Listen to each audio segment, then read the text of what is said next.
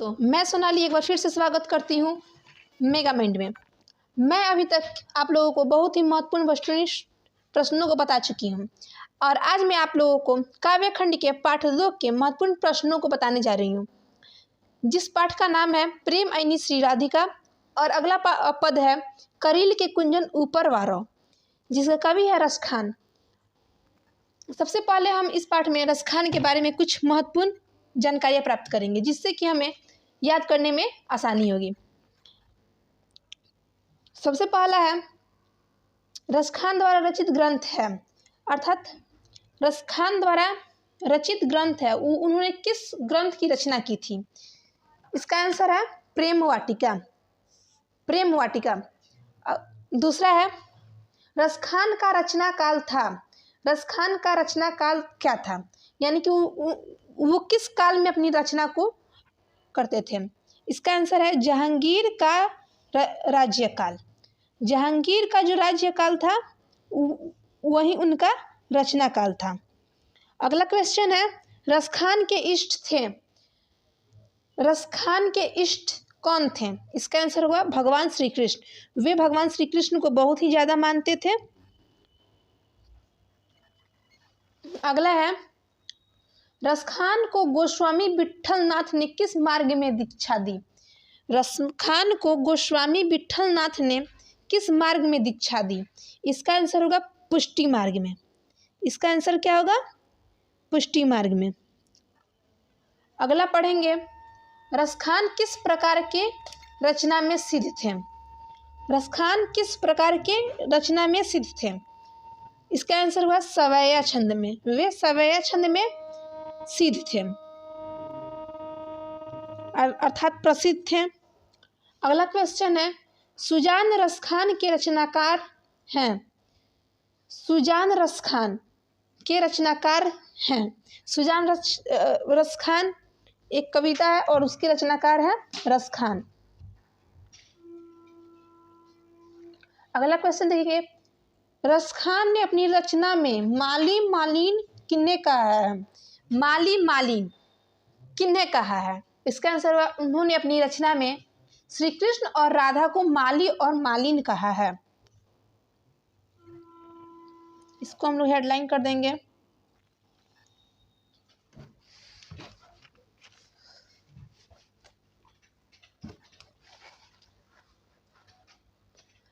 अगला देखेंगे तगार का शब्दार्थ है। तड़ाग का शब्दार्थ है। इसका आंसर हुआ नदी। इसका आंसर होगा नदी। कौलधौत का पर्याय है। कौलधौत का पर्याय है। इसका आंसर होगा इंद्र। पर्याय मिस होता है पर्यायवाची। अगला नंबर है सवैये में रसखान कैसी आकांक्षा प्रकट की है? इस सवैये में रसखान की कैसी इच्छा प्रकट की है? ब्रजभूमि निवास की। उन्होंने इस सवैये में ब्रजभूमि निवास की इच्छा को प्रकट की है।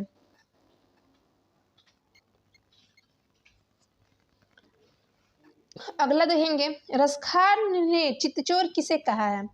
यह बहुत ही वीवीआई क्वेश्चन है। इसका आंसर हुआ श्री कृष्ण को। श्री कृष्ण को रसखान ने चित्तचोर कहा है।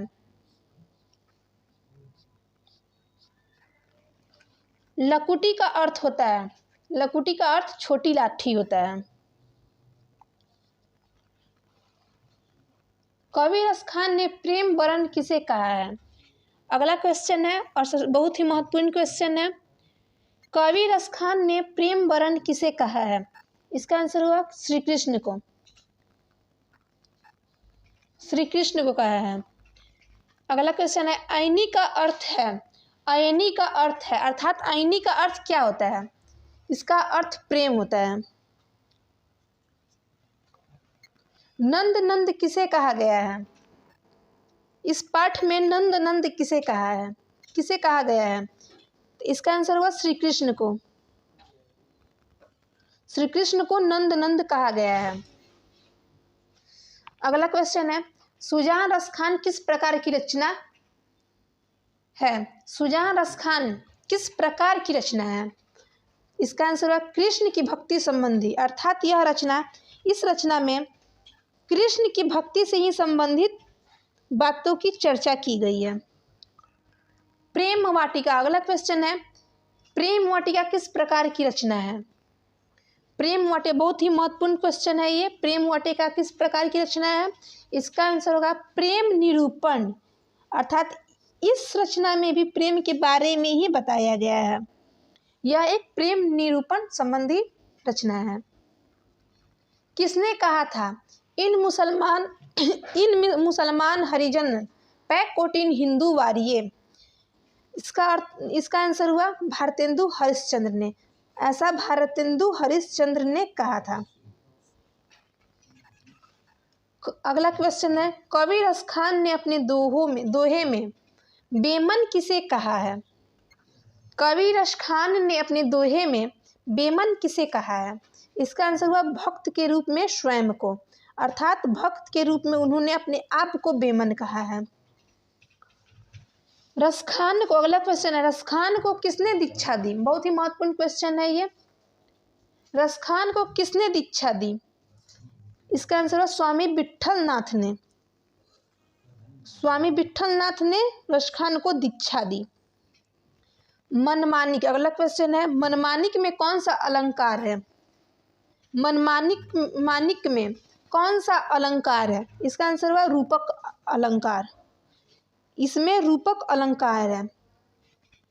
रसखान किस काल के कवि हैं? अगला क्वेश्चन है, रसखान किस काल के कवि हैं? तो इसका आंसर हुआ भक्ति काल के।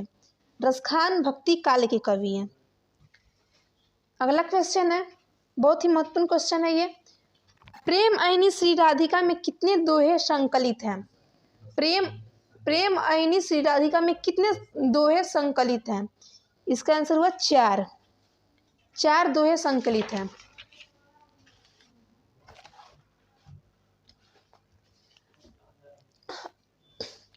अगला क्वेश्चन है, करील के कुंजन ऊपर वारों के अंतर्गत कितने सवैया संकलित हैं? इसका आंसर हुआ 1, अर्थात इसमें एक ही सवैया संकलित है। माली किसे कहा गया है? मालिन और माली किसे कहा गया है? इसका आंसर हुआ राधा कृष्ण को माली और मालिन कहा गया है। इस पाठ में, अगला क्वेश्चन है, इस पाठ में चित्चोर किसे कहा गया है? इसका आंसर हुआ इस पाठ में चित्चोर श्री कृष्ण को कहा गया है। अगला क्वेश्चन है, स्वामी रसखान हिंदी के लोकप्रिय कवि हैं। रसखान हिंदी के लोकप्रिय कवि हैं। इसका आंसर हुआ जातीय।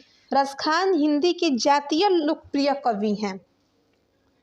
अगला क्वेश्चन है, स्वामी विट्ठल, क्वेश्चन है, प्रेम वर्ण का अर्थ है, अर्थात प्रेम वर्ण का क्या अर्थ होता है? इसका आंसर है प्रेम वर्ण का अर्थ होता है प्रेम के रंग। इसका आंसर होता है प्रेम के रंग। अगला क्वेश्चन है, माली मालिन कौन सा समास है? माली मालिन कौन सा समास है? इसका आंसर है द्वंद्व समास। अगले वीडियो में हम लोग समास के बारे में भी पढ़ेंगे और अधिक ग्रामर के भी बारे में पढ़ेंगे, इसलिए हमारे चैनल बने लग रहा है और हमारे वीडियो को लाइक, शेयर एंड सब्सक्राइब ज़रूर करें। धन्यवाद। मिलते हैं अगले क्लास में।